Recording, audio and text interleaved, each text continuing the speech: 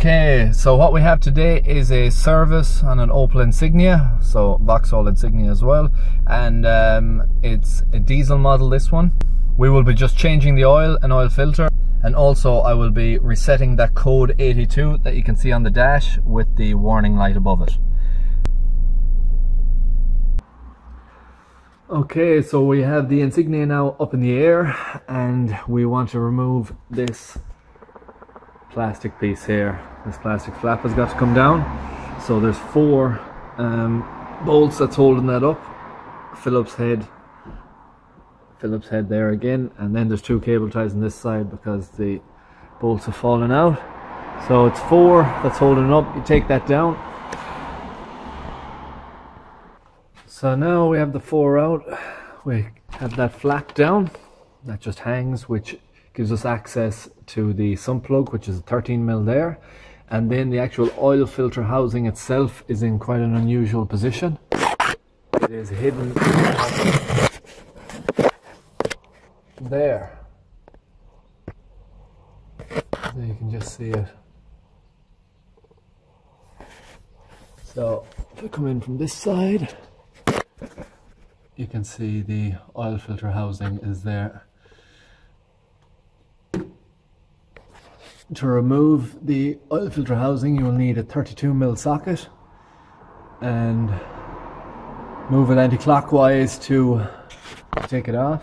So I'm going to drain the oil now and take out the oil filter from the housing. So this is my setup to remove the oil filter housing. You can see 32mm is on there, and then it's my wobble joint extension, followed by the long 1/2" extension, and then my long 1/2" ratchet. And that is how I'll be removing the housing. It's the easiest possible way for me. You would get it by having a 32mm spanner, or you could have the 1/2" drive in just the socket. It's just a bit tight in that space.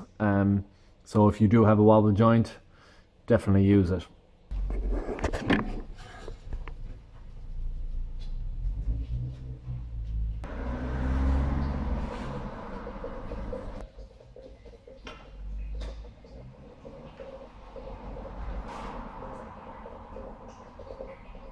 Okay, so to remove the filter, you just pull straight up. Now with the new filter, you're going to have to replace the seals. So there is one on the outer side. Take that off, and then there'll be another one that goes in there. The first seal goes back on, like that. And then the other seal goes on here.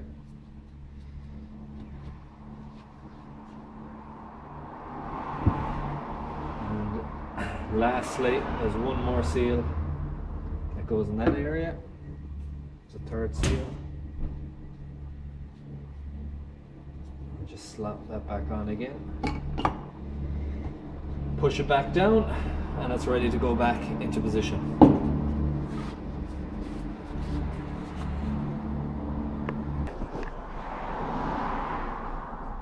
Panel is now back up in place and all secured.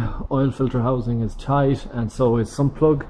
So I'll be doing my checks underneath, and then I will be dropping it down, filling up the oil, restarting it, re-dipping it, and checking the level again after that. But as for everything underneath is now complete. As always, make sure that you're using the correct grade of oil for your vehicle and for your climate.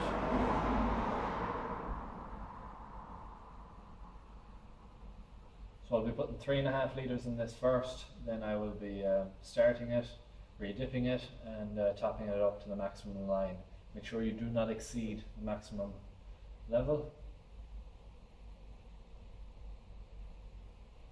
And if 3.5 isn't up above the minimum line, I'll be putting in a bit more before it started. Make sure it's above the minimum line before you start it.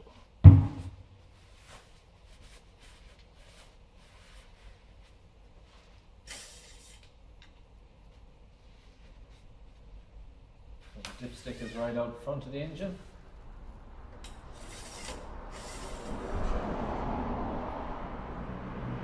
Yeah, so 3.5 is enough to restart the engine.